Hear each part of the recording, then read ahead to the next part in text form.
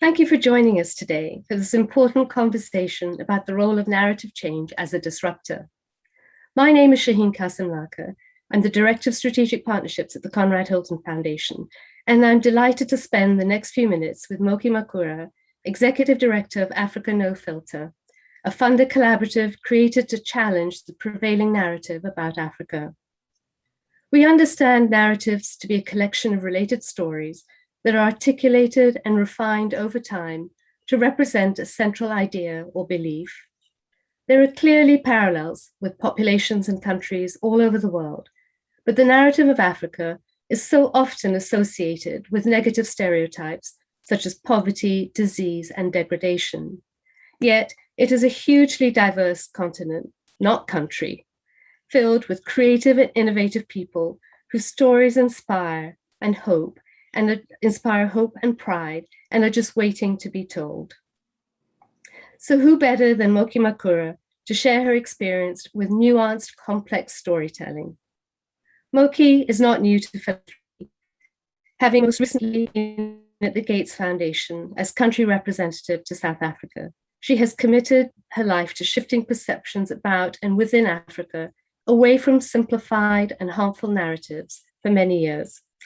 She has conceptualized, co-produced, and presented several Pan-African TV series. She has written best-selling books, including one on Africa's greatest entrepreneurs, and published a number of nonfiction titles under her imprint, MME. So Moky, what drew you to this work, including your current role as Executive Director of Africa No Filter? And tell us more about the prevailing narratives that you're looking to challenge about Africa. Thanks, Shaheen, and thanks so much for the platform to do this.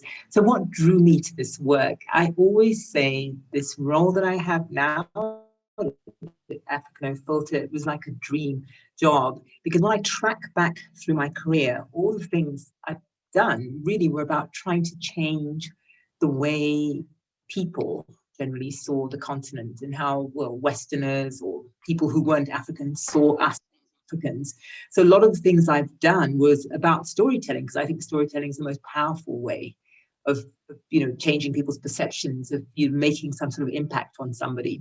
So yeah, what drew me was I couldn't not be drawn in a way. It was just irresistible, because I see there is a real issue. I mean, you touched on some of the issues that we of the way Africa is perceived, and years and years and years later, it's still the same, although we are progressing. But yeah, there was a huge opportunity to do something about it.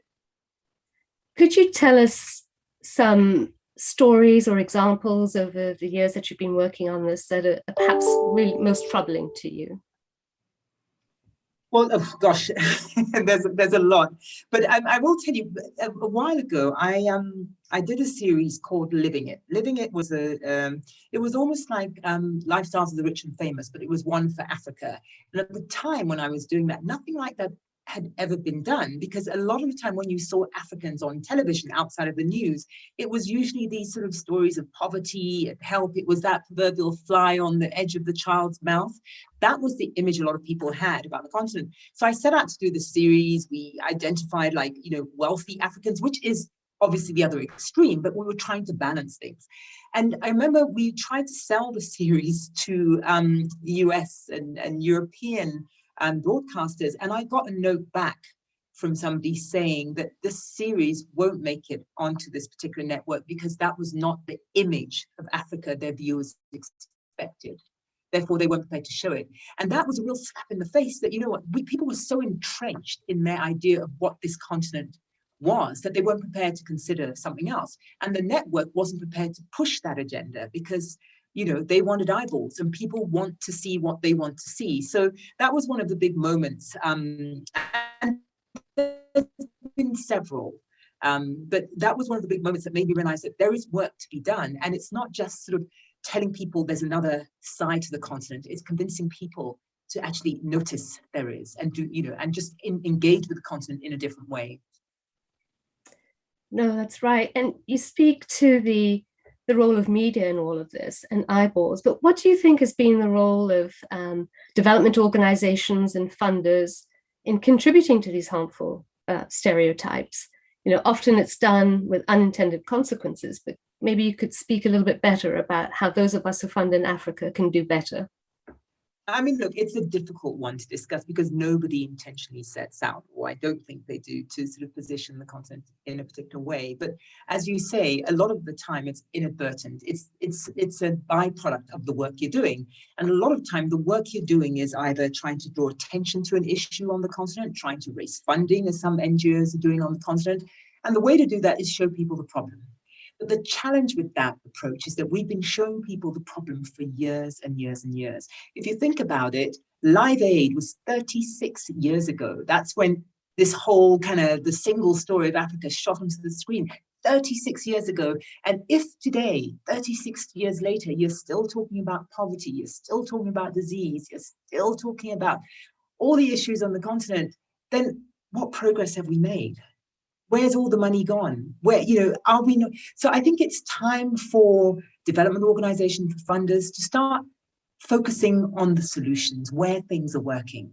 Because there is this thing about fatigue, donor fatigue and, charity fatigue. Everybody's tired of helping this helpless continent.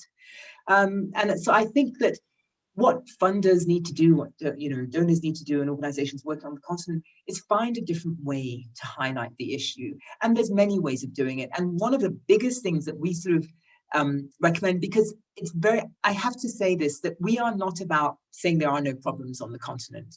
It's like saying there's no problems in America. There are problems everywhere, but it's which weighting you give the problem. And over the years, we have, well, not over the years, since we started Africa No Filter, one of the first things we did was we looked at what were the sort of narratives, the prevailing narratives about the continent. Let's come from a position of research and rigor. And when we did the analysis, we looked at the writings of about all these academics. It was 56 different documents, academic writing we looked at about Africa. And how the narrative of Africa was prevailing. And what we realized was there were 5 kind of ways that every story about the continent that appeared in global media sort of, portrayed. It was the poverty lens. It was the corruption lens. It was the conflict lens. It was the disease lens. And I can't remember the 5th one, but the stories were consistent in that every time you saw the content, it was through one of these lenses. And we realized then that the consistent story that kept coming out led to 3 distinct narratives about the continent. One was that the continent was broken. Africa's broken because everybody wanted to try and fix this broken continent. The second one was that Africa's dependent because it somehow needed other people to help fix it.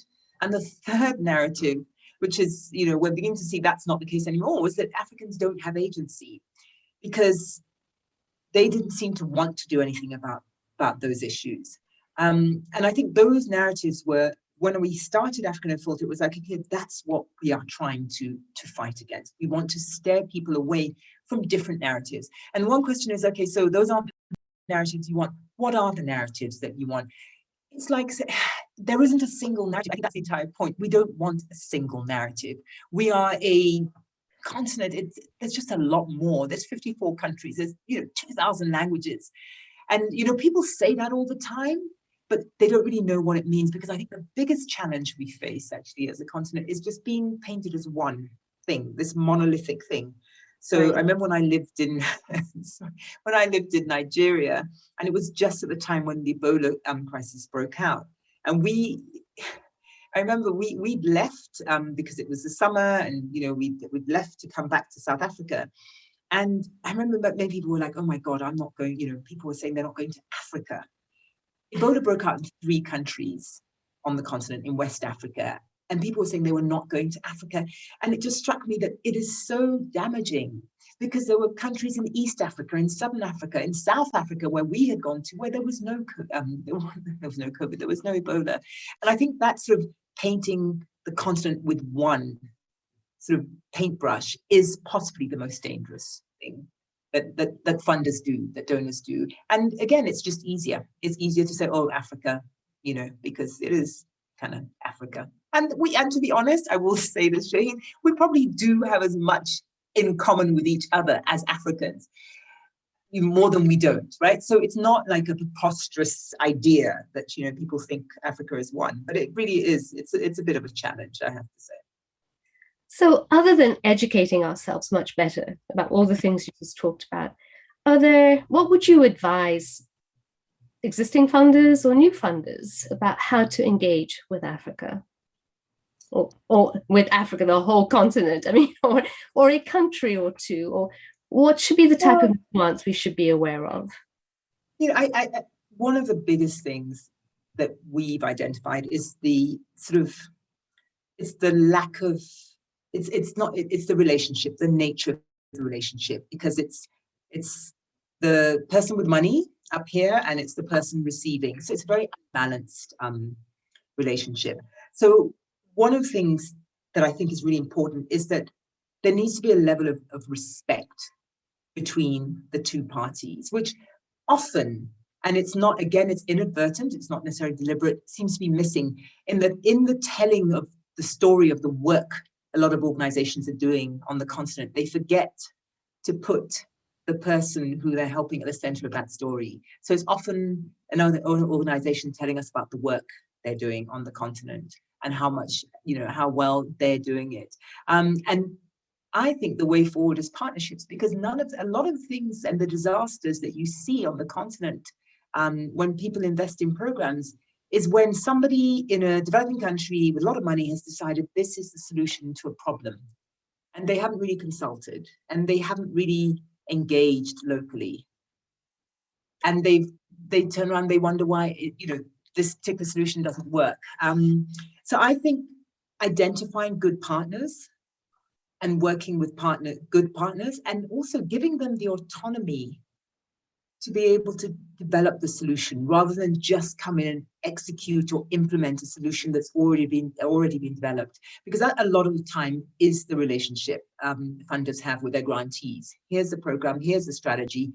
We just need you to implement it. And I have to say that's totally different with Africa No Filter, which is why it's so amazing. But I think a lot of the time it really is a case of, how high can we jump for you? And I'll just tell you this really quickly. When COVID broke, I spoke to a number of, different organizations working on the continent. And they had, what I was told was, the money is all about COVID now. So, we've dusted out this big proposal that we had, we've slapped the word COVID in front of it, and we're going to get funding for it. That's how a lot of sort of organizations think, because they're dependent on the money. So they have to jump to whoever's, blowing the whistle. And that's a bit sad, because that makes me realize that these solutions are not about what Africans want. It's often about what the funder wants. And there's a fundamental flaw with that, because it's just not going to be a sustainable solution. No, and I think it leads well into my next question, Moky, about, we see so many parallels with the dominant narrative in this country also. It's not unique to Africa. But I think so much has changed and towards the solutions that you were talking about. So what might those of us in the US doing this type of work learn from the experiences of Africa? And maybe you could tell us a little bit more about where you were going with the role of ethical storytelling. Yeah, I mean, I'll tell you, we just recently developed a handbook, which will be coming out soon, around ethical storytelling, because I think that's something that a lot of organizations grapple with.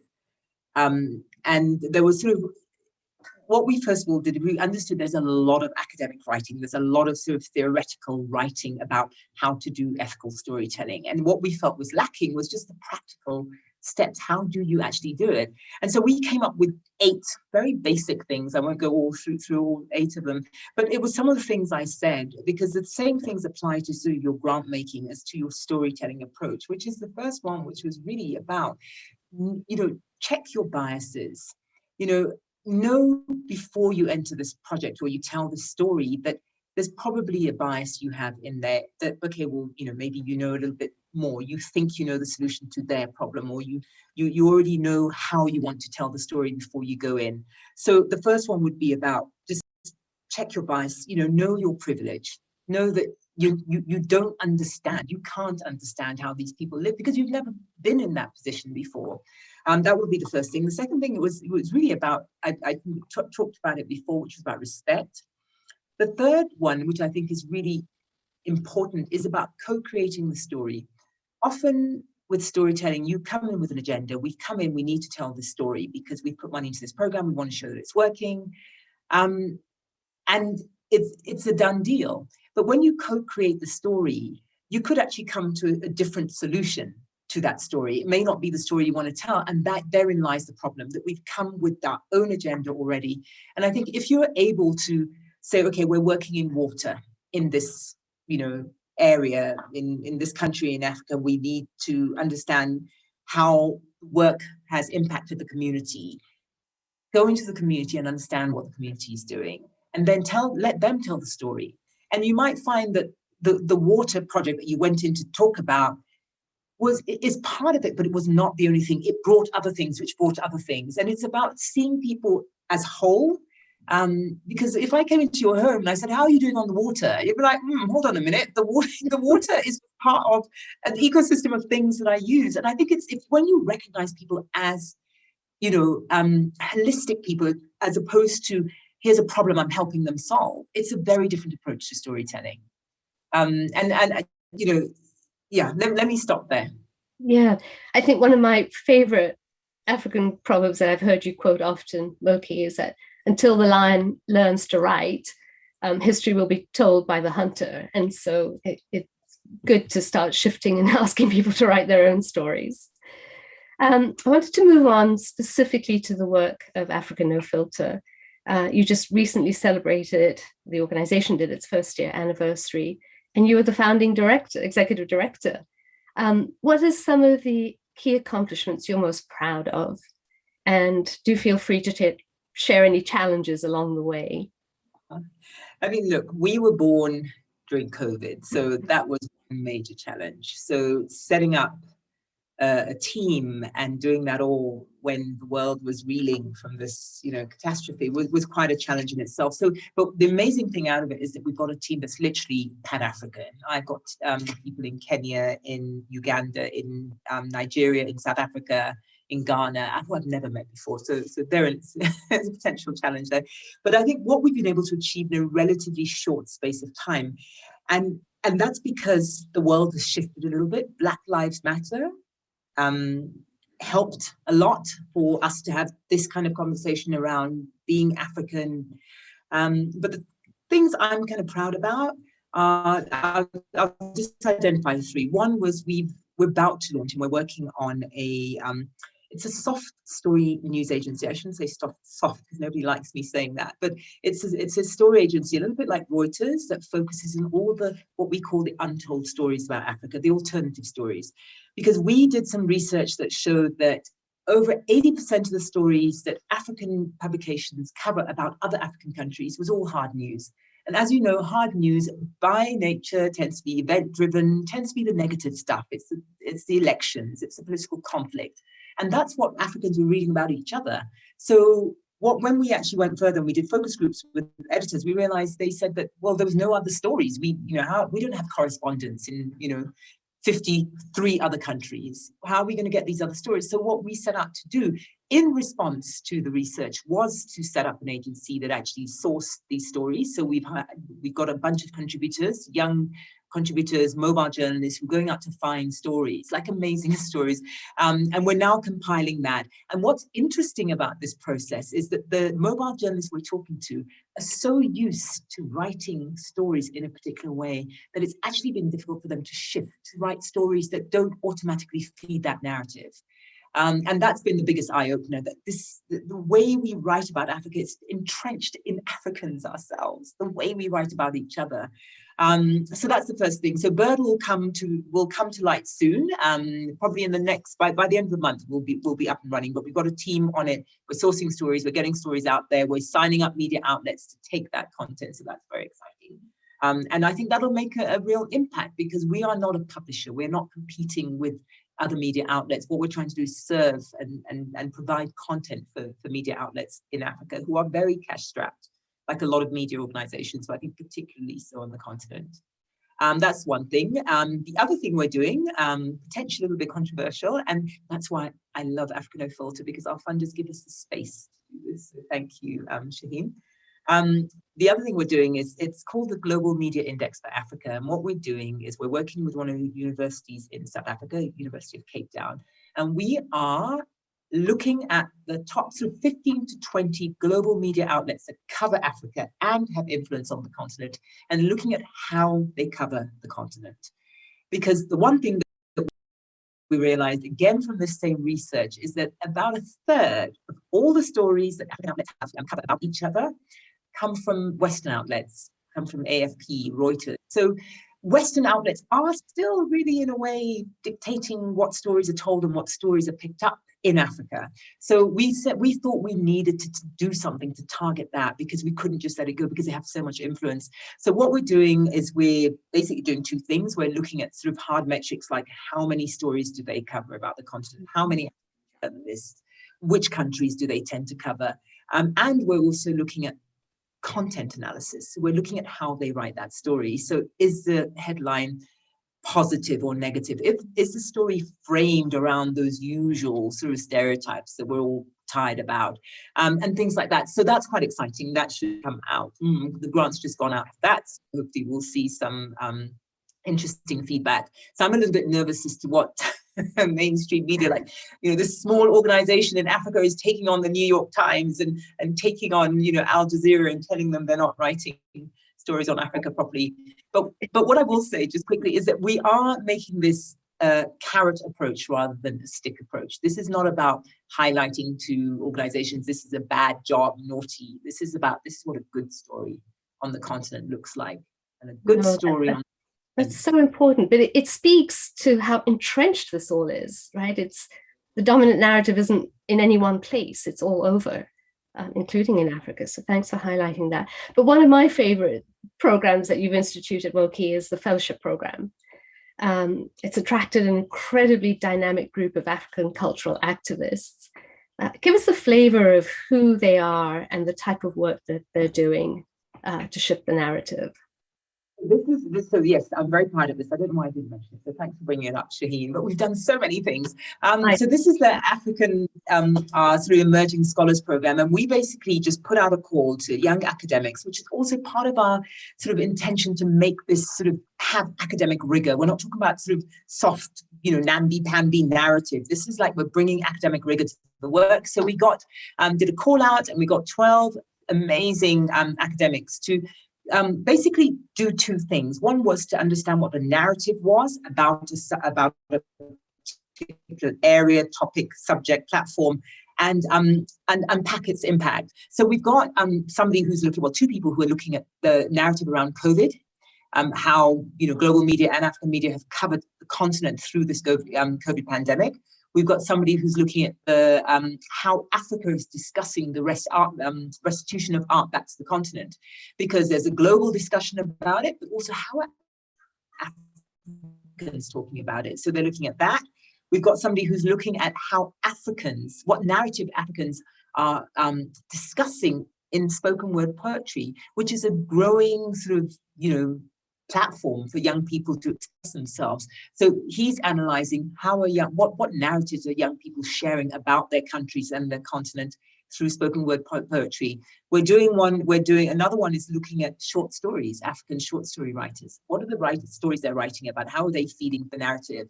And we've got somebody who's doing something on TikTok, looking at what young people and how they are sort of coming across on TikTok, and whether or not they're able to start movements, and are they influencers, are they receivers of the African content?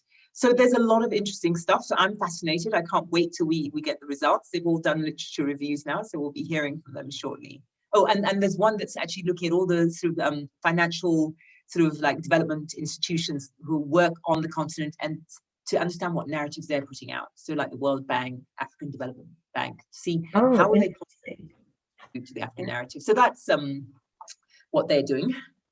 Okay, maybe they'll take on funders as well in time. In full disclosure, I just wanted to acknowledge that the Hilton Foundation is a proud funder member of African America.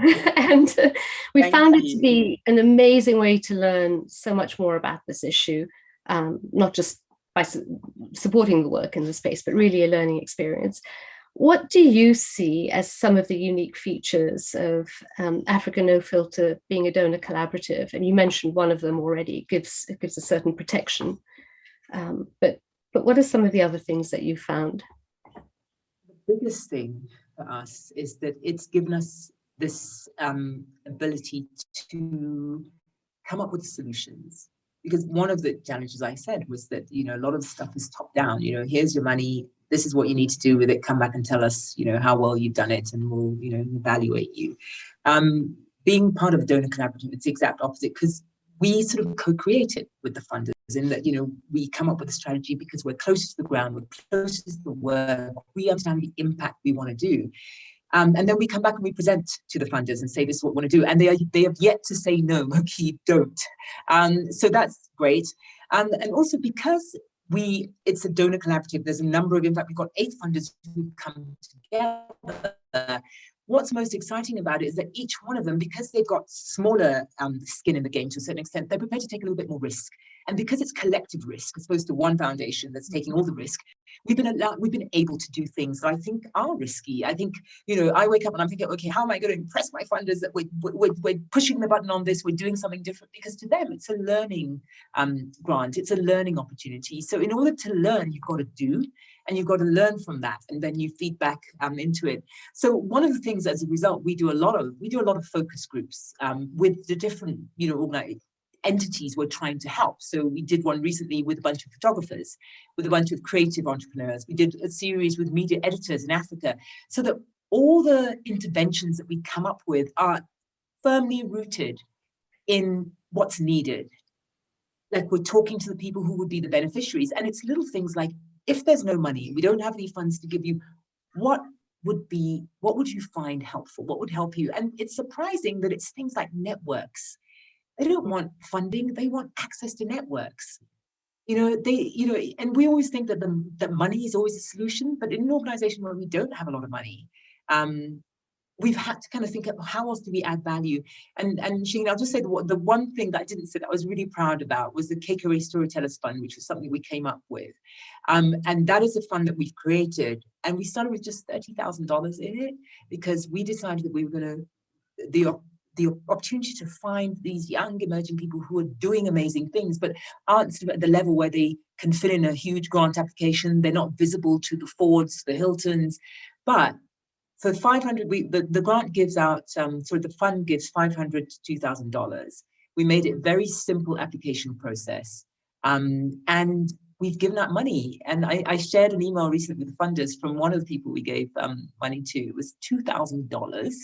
And it was this little group of young people. They're between the age of 7 and 27. They're filmmakers, and they make films with their cell phone and action movies, and they just cut and edit on their phones, and they're just amazing people. And for me, that shows innovation. They're telling stories that are just, I get really excited of things like that. But that was really exciting for us, that it was a small amount of money, $2,000. Who would have even seen them? I mean, big organizations, you just don't see that level of person on the continent, because I guess it's small amounts of money, but sometimes to make big systemic change, you've got to do little things, and that's what we've come to realize.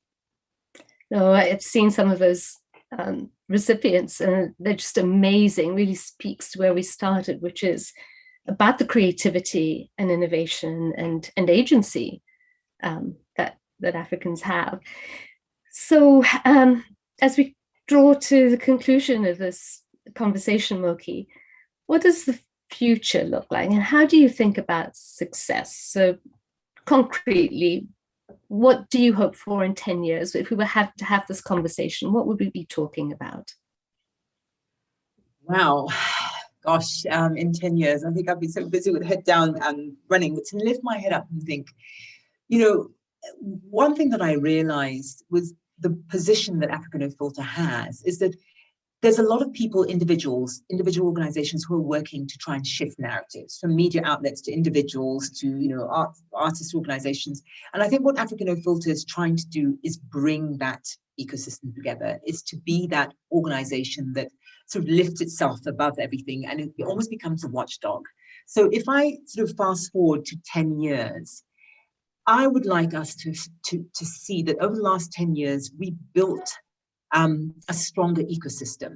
So we've figured out how to leave an empowered narrative change ecosystem. So what are the things that need to be done for media to be able to tell better stories? Is it training the journalists to shift the way they tell the stories, which is something that came up from these focus groups, that, gosh, we've got to actually help them change the way they tell the stories because it's so entrenched. Is it, one of the ideas that we're exploring now is a cultural vibrancy index for Africa, like trying to see what is it in African cities to help storytellers. So, for example, we just take it for granted that, Ford Foundation is always going to be around to fund the arts. What do we need to do to make that sector more sustainable? So for us, it's really about making the ecosystem sustainable, empowering it. So in 10 years' time, have we set up, not another, grant-making organization, but, a government's funding the arts now? Has media, is there a, like Bird, which is the name of our story agency, is it somehow self-sustainable where it's feeding those kind of stories to media outlets? So yeah, there's a lot on my mind around what legacy we want to leave, but it's almost the perfect sort of grant maker. Is that are you sort of envisioning a future without you in it? And yes, we are, and that means we need to strengthen the ecosystem around us to be strong enough to do this without us. And to that end, what can we in the US, the social impact sector, or even the diaspora, do to help you get there? It's interesting. One of the things on the last focus group we did with one of the groups was this call for, what we think is that a lot of these international funders, they only fund the people they know. And we don't know how to be visible to them. And I would say that donors, funders, people who are trying to work on the continent, come and see if you can identify partners. You can work with local partners, not partners who are international or based in the US but have an office in Africa, because that's not sustainability. That gets your project done. But if you're empowering the NGO sector in Africa, that's how you remain, that's how I think the program remains sustainable. Because there are people, and this I come across this often, people are doing this work, but they're not doing it on a large enough scale. They're not visible to the funders. They don't have the right due diligence, things in place. They can't absorb a grant of $1 million because they're small. And I think funders have to start thinking differently. Don't necessarily work with the people who speak your language, who make you feel comfortable, whose proposals are written the right American and you like them. Step outside of the box. And I'll give you a quick example. When I think about the number of funders that are working in countries like Kenya and Tanzania are not even the top 25 poorest of African countries. So if you do it based on need, you would be working in Malawi, you'd be working in South Sudan, you'd be working in Burundi. A lot of people are not comfortable working there because, let's face it, maybe you can't go off to to Mombasa for the weekend, or there isn't a very comfortable 5-star hotel. And I'm being facetious now, but I think the reality is that we need to step out of our comfort zone and not think what's best for us, what makes it easy for us. Let's think about where I talk about respect and just co-creating. Let's think about what's needed, and I think that'll help change things. Thank you, Moky Makura, for amazing insights and sharing your experience. This has been such a rich conversation with a lot for those of us on the in the US to think about and reflect on and maybe change our. And I do just want to say to our audience that Moky's been walking this talk for a very long time. Do check out some of her books, which are available on Amazon. She's written a series called Nolly Books. And her passion has really been to present a positive image for Africa. And there's a website, www.africa.com, which is a great repository of facts about the continent. So with that, thank you again, Moky, and thank you to Council on Foundations for giving us the space. Yeah, and thank you, Shaheen. I really do appreciate the support you give to Africa No Filter. So thanks for that.